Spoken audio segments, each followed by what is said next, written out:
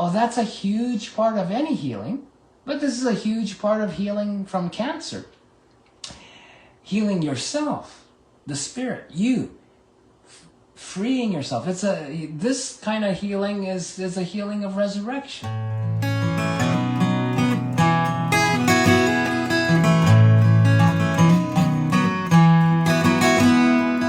Now is the time, and here is the place, when all is good and divine.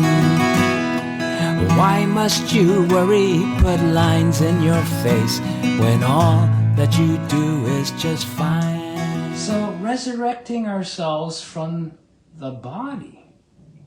And it's not so much, that doesn't mean get out of the body.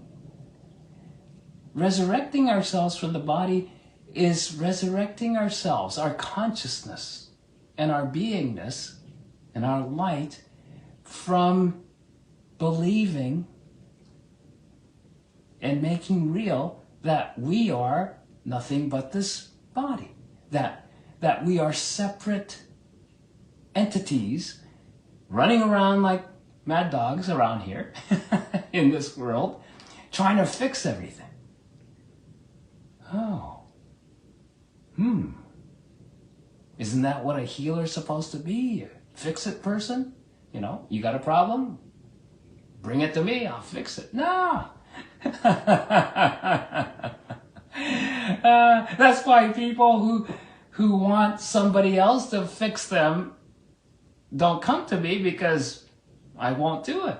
I can't do it. But if healing isn't about fixing your body, fixing your mind, fixing everything, what is it about? Oh, it's just as simple as it's about restoring yourself, your awareness and your energy, your life force, back to the undivided wholeness, the undivided limitless eternity of life, of spirit. Okay, so resurrecting ourselves is raising up our awareness and raising up our energy, raising up our life from being isolated, separated, and isolated as a separate body here in this world, being overwhelmed by this world, and freeing ourselves from that illusion, from that dream, if you will. Yeah? Because it's really not true. It's only relatively true where we go, okay, I almost ran into a table because I was carrying something and I couldn't see that low in front of me. And if I ran into that table, it would have probably hurt a little bit. I might have dropped stuff. You know. Is the table real? Yes, relative to my body, it's real because it's made out of the same stuff. Well, ultimately, same elements. And so then it's a relative truth, a relative reality. But ultimately, reality is forever, which means it's limitless and never changing. And as you know, down to every last quanta that make up this universe, it's changing every nanosecond, right? Okay, so everything in this world is constantly changing. There's nothing that's gonna be permanent. So we say, oh yeah, our body's getting older, it gets sick, you know, all kinds of different conditions. It goes through, it's changing all the time, every moment. Even in the healthiest person, every cell is changing. It's just whether the changes are going in the, what would you call it, revitalizing, renewing, restoring way of changing? Or is it changing into a deteriorating condition? Yeah. So I'm sure most of you know by now that I've been diagnosed at the beginning of this year with AML, acute myeloid leukemia, a type of blood cancer. And I'm still here. In fact, just this past Friday, I finished my 4th round of daily chemo treatments for a week. And that's why I wasn't sure whether I was going to be able to do this today, because afterwards, generally, there's some sort of side effects that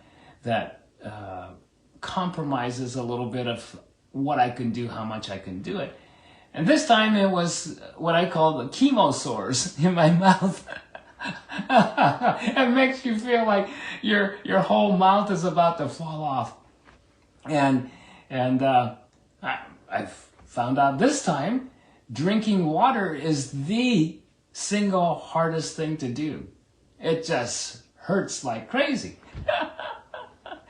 So then, you know, a lot of people, when they found out about me having some kind of, you know, what used to be considered a terminal illness, well, it still is type of a life here in this world is a terminal illness, isn't it? Right? We all have to let go of the body and let go of being here sooner or later.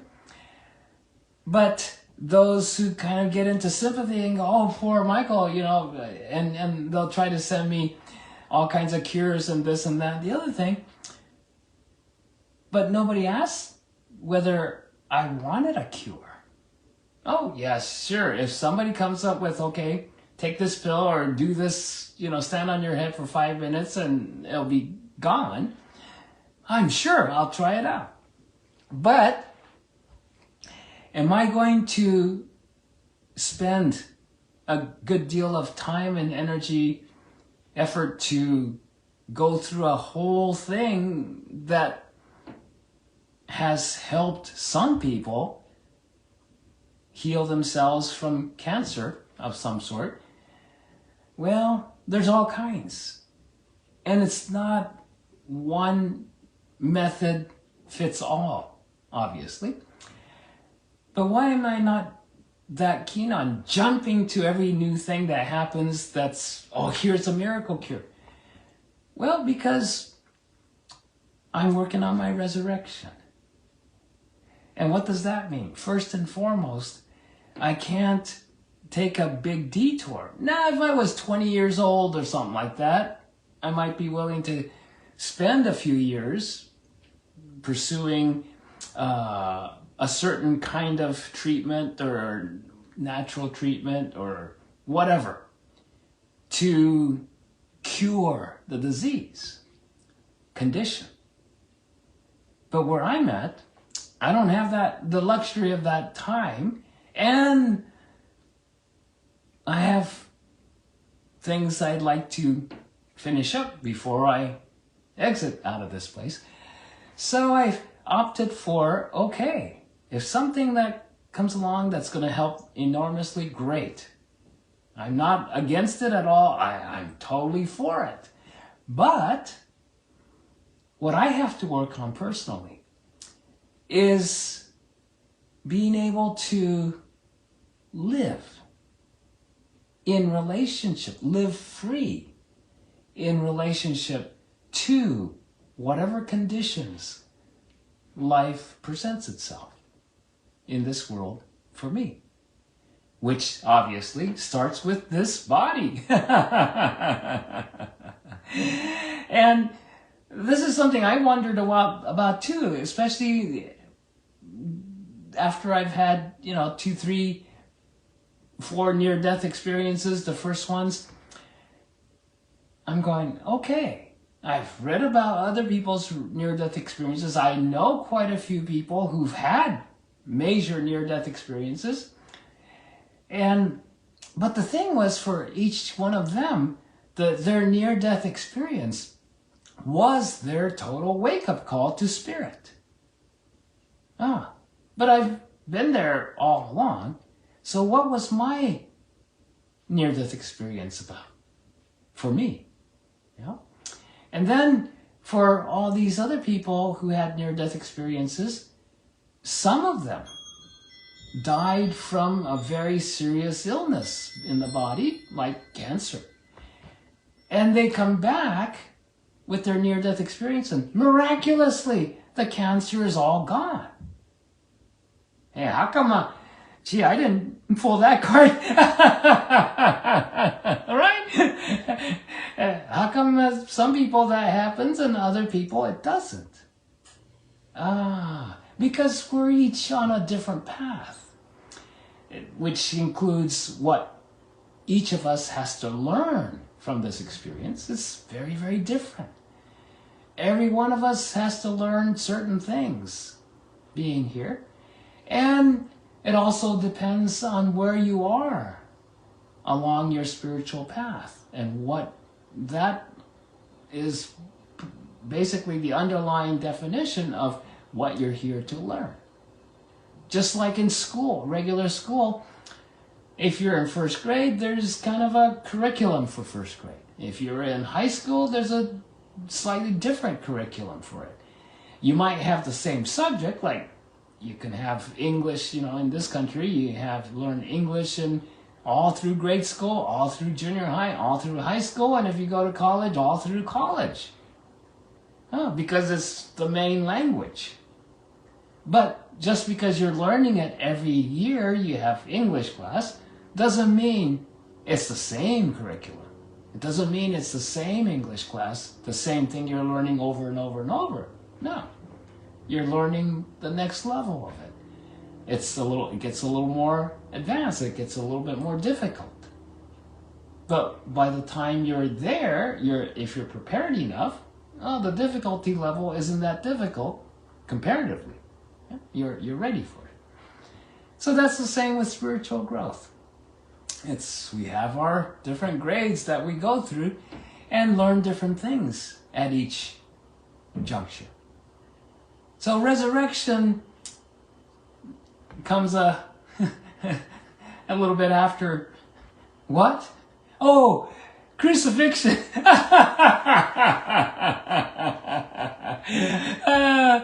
Yes. But most people, especially Christians, don't tend to recognize what's the crucifixion about. Does that mean we have to all go and hang up ourselves on a cross and nail our bodies to wooden boards and all that kind of stuff? No, of course not. No, you only need one demonstration. You only need someone to teach, hey, this is what it means. What did it mean to Jesus? That's the question we all need to be asking, right? Okay. Did he want to go on the cross? Of course not. Who'd want to do that? But he agreed to do it. Some of his disciples had a hard time, says, hey, you can do anything. You're a creator of miracles. Why don't you just, have the people who are arresting you or trying to kill you off or whatever, or even charging you with this outrageous charges, legal charges, why don't you just have a lightning bolt strike them dead? Get them out of the way. No, he wouldn't do that, even if he could. Why? Because he had a purpose here. He's a teacher. He's going, okay, this is how I'm going to teach. Show and tell. Demonstration is it's the only way to teach, right? This is why I only teach from my experience, not from books, not from other people's lectures. I learn from them, but I don't teach from them, right? If I haven't had that experience, if it's not true to me, I'm not going to share it with anybody. Okay, so then in my third near-death experience, when I'm being taken back here, when I'm being escorted back to my body here, the last thing they told me was, okay, this time it's not about being reborn. This time for you, it's going to be about resurrecting yourself. And that's definitely, when I got back here, I immediately start to go, okay, what's that mean? For me, what's resurrection? And that's when I start to realize, oh yeah, it's not about taking a dead body and reanimating it. They made a lot of horror movies out of that. And maybe that's why zombie movies have been so popular, right? No, it's not becoming a living dead. No, it's not about the body at all. Well, it's not about the body being the main event. No, it's about us. It's about spirit, the incarnating being, awakening to the truth that, oh, they're not separate from God. They're not separate from the totality of spirit, like almost everybody believes, because in this world it seems like it. I'm nothing like you. I don't look like you, I don't talk like you, I don't dress like you, and we have completely different life experiences. But I've always seen you as that bright, unchanging light. But how I see you as that unchanging brightness of light is the same way if you look inside the movie projector, the old-fashioned movie projector at the back of the theater, you see that constant light bulb with the light. As long as it's plugged into the electricity and the light bulb still works, it's a constant light. That doesn't change. Only the film strip going in front of the light changes, and that changes the movie, the film, the show that's going on the stage, on the screen. All right. So you're that unchanging light. You're as bright when you're playing a horror movie on the screen as much as if you're playing a melodrama, as much as if you're playing a comedy, as much as if you're playing a documentary. It doesn't matter. You could be playing the most joyous show ever played on the screen, or the darkest and the dimmest and the most horrific movie ever made on the screen. Your light never changes. That's the constant. And this is why, as long as we're stuck in the belief of we're being this separate entities running around looking for connection, especially amongst the young people today, everybody's going, let's get connected. I need connection. Where's the connection? Well, connection isn't like plugging into the electrical socket. It's not an external type of a connection. That would be disastrous to everybody. You don't want to be externally connected, body to body with someone. Well, you take that to a more extreme and you have you'll be conjoined twins or triplets or whatever. The connection is inward. And anything inward has to go within, not out there. Not reaching out to somebody else, somebody else. No, you're reaching into that one spirit that we all are. And when you have that, to the degree that you have that and experience that, then you're going to have the full feeling of connection with everybody and everyone. It's like you love everyone and everything. And many of you have had that experience periodically, temporarily. That's to remind you, yeah, this is what it's about. then you can start to go, wait a minute, how did for those few moments, I experienced total openness, total oneness. And then it just seemed to have gone away. Don't be disappointed or kick yourself for, well, how did I lose it again? No, it's a good thing. You go, oh yeah, thanks for the reminder. Then you can start to learn, all right, what do I have to learn to be in that space all the time? Be in that awareness, be in that light, be in that energy, life, to live like that all the time. And as you do, usually bit by bit, you start to go, hey, I'm experiencing it a little bit more. Kind of a low level of that all the time. It's like a hum in the background all the time now. And then you get moments of incredible brightness periodically, but more often. And then the time in between those high points get shorter and shorter. Yeah. So that's how it normally works. And so we're all in this, eventually the process of resurrecting ourselves. Well, I was talking a little bit about the pre-resurrection is, according to Jesus' life, demonstrations. His whole life was a demonstration, right, of the stages of spiritual growth. Because people only look at the body, he had to embody those stages so people can see. You don't have to be clairvoyant, but you have to learn to interpret it, right? It's like interpreting a dream, because ultimately this is a dream in this world. So what's a dream of some man being not only stripped of his clothing and hassled and tortured and whatnot, and some despot or tyrannical leader or mob dictating what's going to happen to him?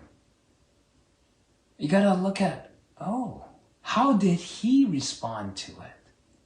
He responded as the spirit light that he was. He didn't challenge them even, right? In court, he just said, that's what you say. And every accusation they threw at him, and he said, well, that's what you say. People didn't realize, or a lot of times people don't realize, he was in a great deal of amusement. He was more than amusement. He was in a joyful state of unconditional love and just going, yeah, well, sorry guys, that you don't understand any of this stuff. And that's why he said, forgive them, Father, for they don't know what they're doing. Which was true. He didn't go blame him and strike him dead and the whole bit. But he wasn't going, okay, I want everybody to torture me. I want everybody to humiliate me. Do it. No, he wasn't asking for it. But he was rolling with the punches, so to speak. Or actually not even rolling with the punches, but letting it pass right on through. He said to his disciples many times, let it be like passers-by. Let it go. Let it just pass by you like nothing. Because ultimately, all of that is nothing. Don't let it bother you. Okay, so crucifixion is the demonstration of him going, I'm not this body. You might see the body nailed to the cross, but I'm not buying it. I'm not getting hung up on it. I'm still relating to everything that's going on, everything I'm experiencing as the light, the unchanging light, the spirit that I am, the truth that I am, the life that I am. And this is the way that I am. So then, when I first started to look at this resurrection process. I didn't call it that at that point, but then I knew it had something to do with this Easter celebration of resurrection, Jesus rising from the dead. But that part never really impressed me much at all. I knew there was something way more important than that. And this was when I was 21 years old, and I was meditating, my daily meditation. I'm sitting in my room and meditating. And my meditation, one of the several times in my life that my meditation gets preempted by a vision. And this time I'm meditating along on a certain level, and then all of a sudden, newsflash, it's been preempted by newsflash. And this newsflash is a vision of watching Jesus on the cross from a little bit of a distance. And then everything, the skies all of a sudden darkening and all kinds of, stuff. Everything gets really serious and quiet and everything. And then, next thing, he starts to radiate this brightness. And then I see him slowly, kind of like a dance, spiraling out of the body and pulling out of the nails. It was a body, but looked exactly like the physical body. But he just danced himself out of being crucified. And that's when I realized that's what he meant. It's a demonstration of, look, Ma, no body. I'm not the body. The body's still here, body's still hanging there, but I'm resurrecting myself from that fallacy, from that illusion. And I'm free. Interesting, isn't it? Years and years and years later, when I was 40-something maybe, Raphael and I got invited to go visit a friend, elderly metaphysician.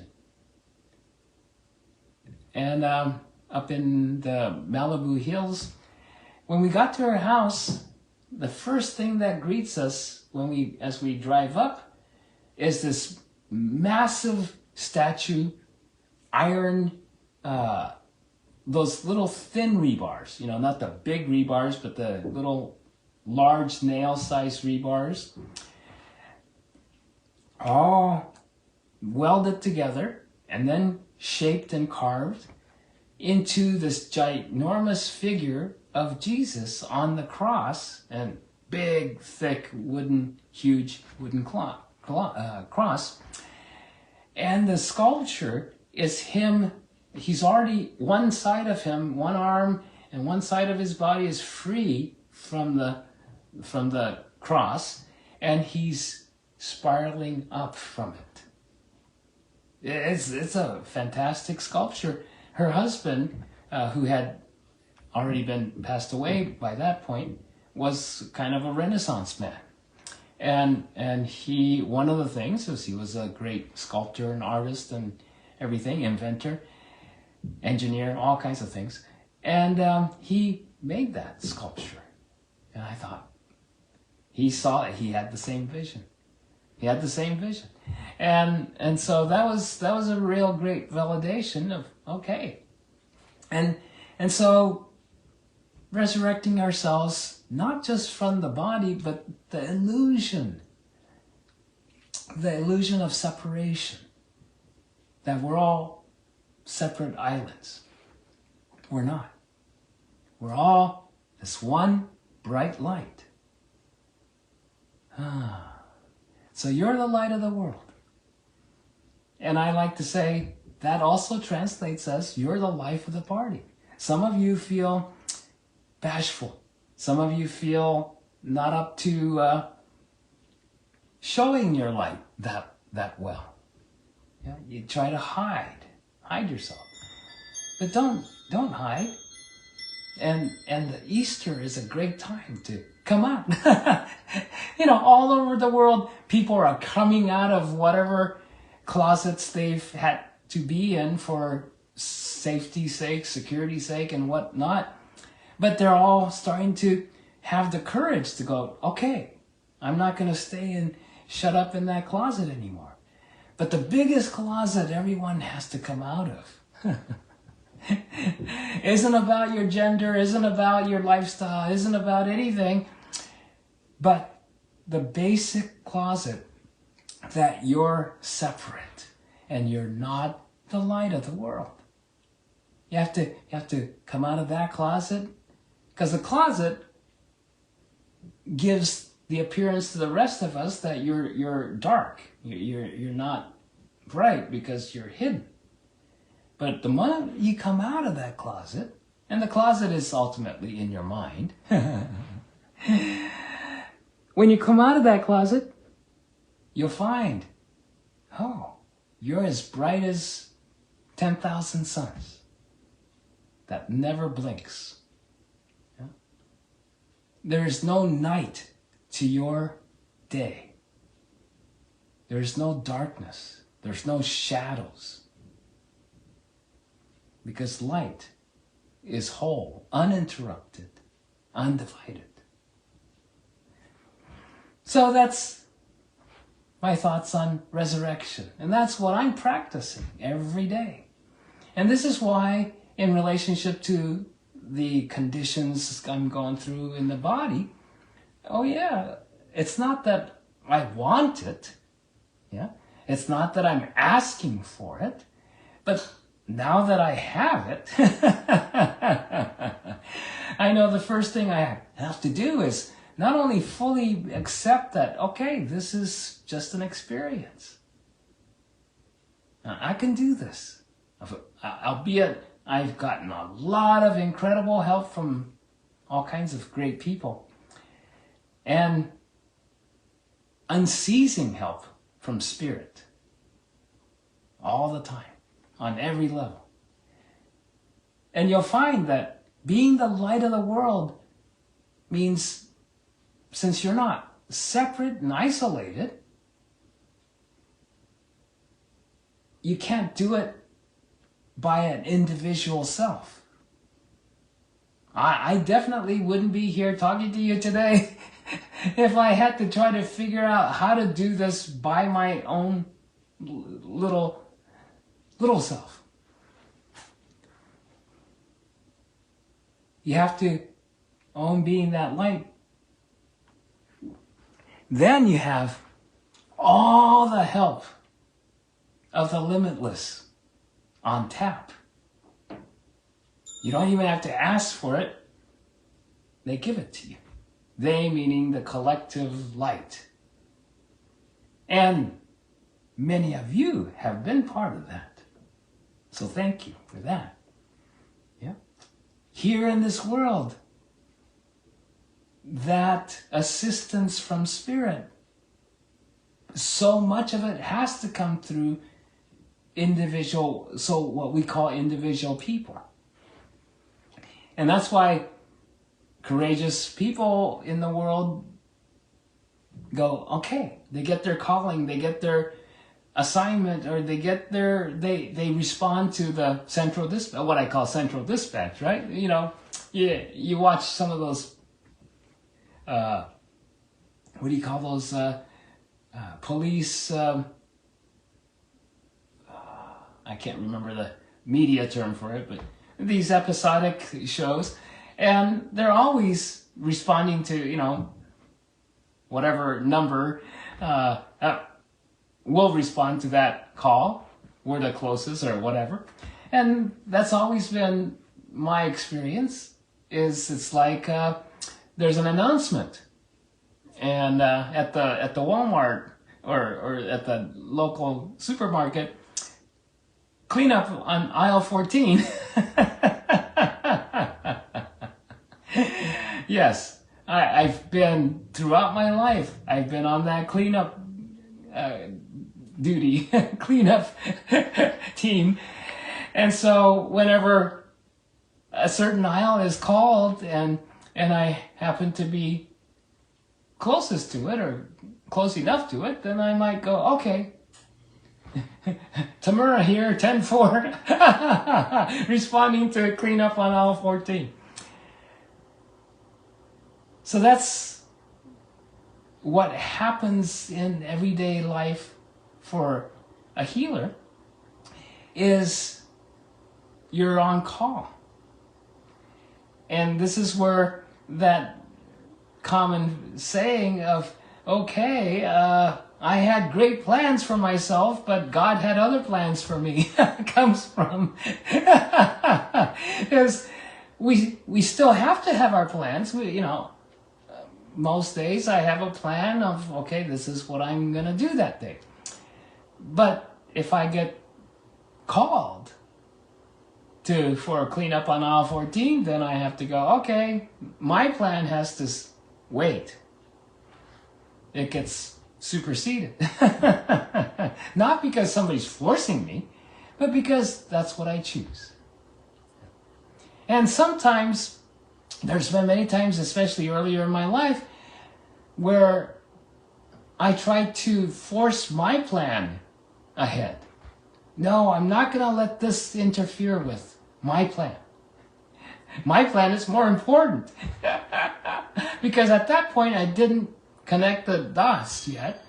And it never worked well. But what is that? Oh, that's a huge part of any healing. But this is a huge part of healing from cancer. Healing yourself, the spirit, you, freeing yourself. This kind of healing is a healing of resurrection. Oh, what am I imagining here that's not true? That's the first thing I have to ask myself that all the time. Another way to ask that of yourself is, how did I bring this experience, this condition, this experience of this, having this condition, how did I bring that about? And that's really a great way to go, because then it wakes you up to, if you're blaming anyone or anything, even yourself. Blame isn't going to help at all, because blame is the strategy to isolate yourself. The moment you blame, you're putting a wall up. You're going, it's you, not me. Or it's this part not of me, not that part. Right? You don't want to chop up yourself. Yeah, you want to recognize, oh yeah, I'm the creative being here. And most things that we have to ask of ourselves of that question, how did I bring this condition about in life?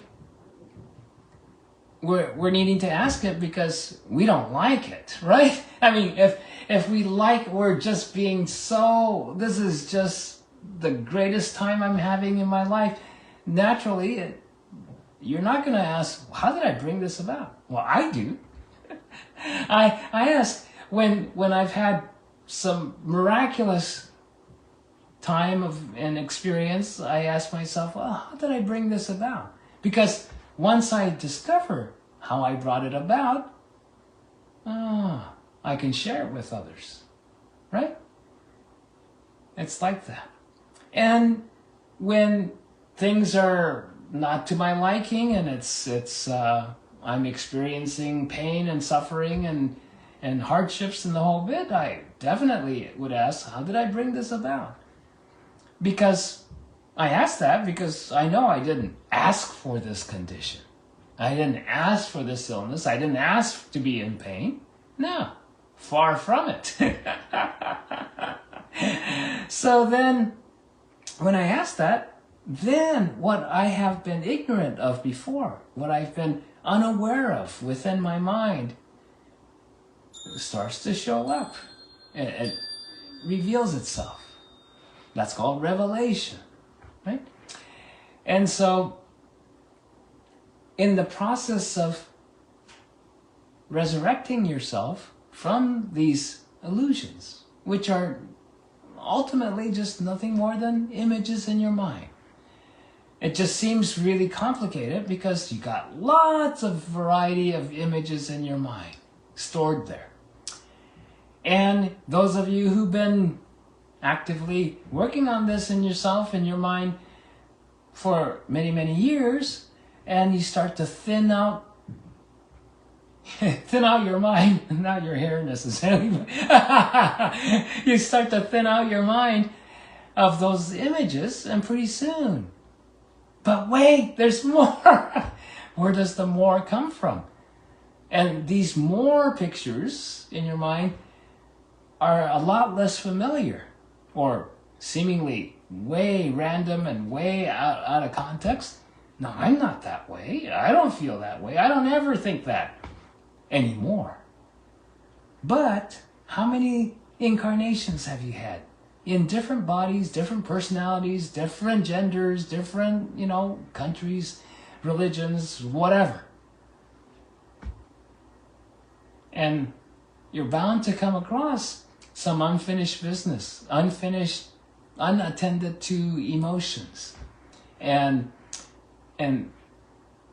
very, very strongly believed thoughts like, I'm never going to forgive myself, or I'm never going to forgive you, or you are the one, you did this to me, whatever. You might not think that way now, but how about 25 lifetimes ago, 100 lifetimes ago? We've been there. Every one of us has been to all of these different places, and some of them were pretty gnarly at the time. So part of this learning process is day by day recognizing, oh yeah, am I upset about something that's already happened? And you'll find that's every single time that's the case. You're never, ever upset about anything that's happening, that you're experiencing in the present moment. You think you're experiencing it in the present moment because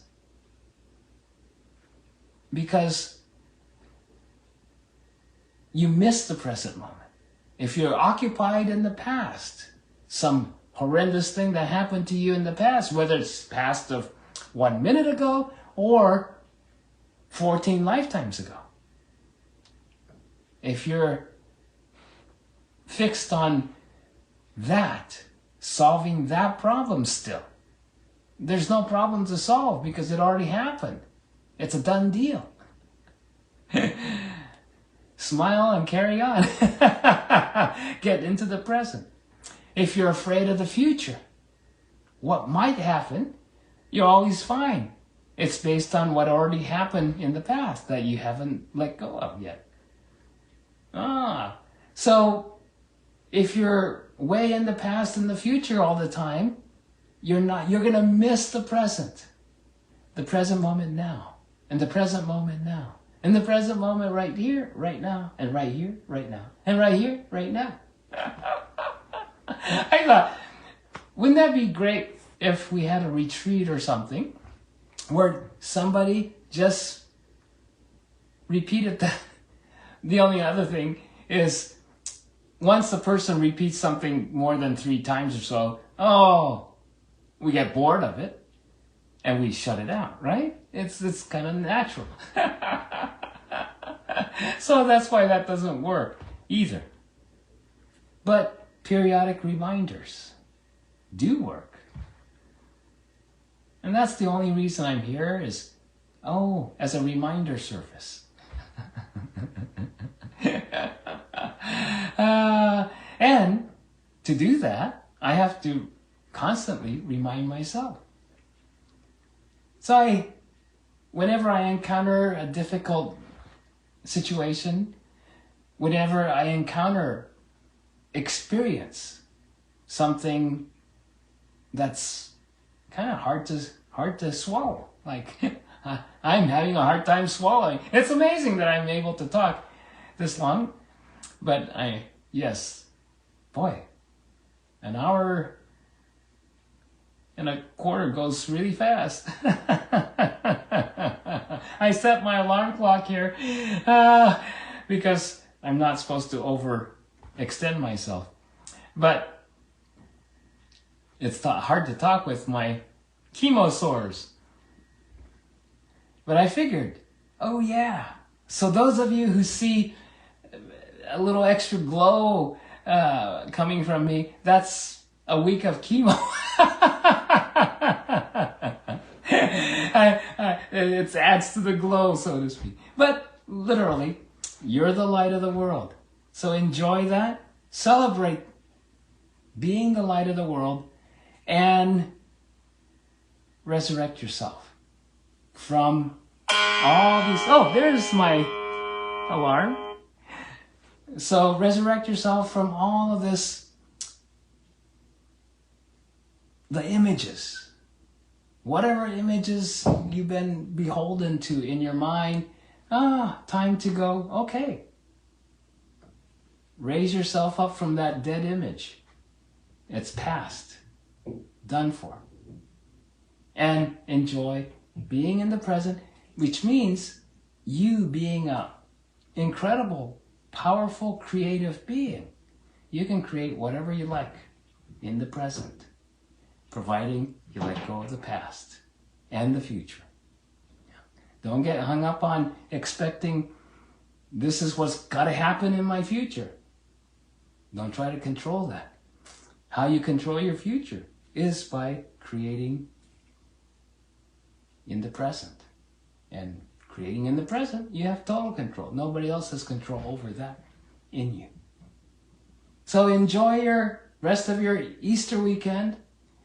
Thank you for joining me today, and I thoroughly enjoyed having this time. I'm watching some of your comments flowing by, which I'll try to get to later on today and tomorrow. But happy Easter, and all the joy and the blessings of Spirit be with you. Thank you very much. Goodbye for now. There's nothing but God's loving grace.